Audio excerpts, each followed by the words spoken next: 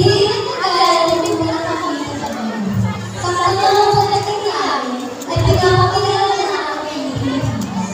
Habang mag-iisa-isa ako namin niya, ay may pinapakilala ko sa iyo ang pinapakilala sa amin. Purihin Pilipinas, J.P. na talaga, di kasi J.P. na talaga.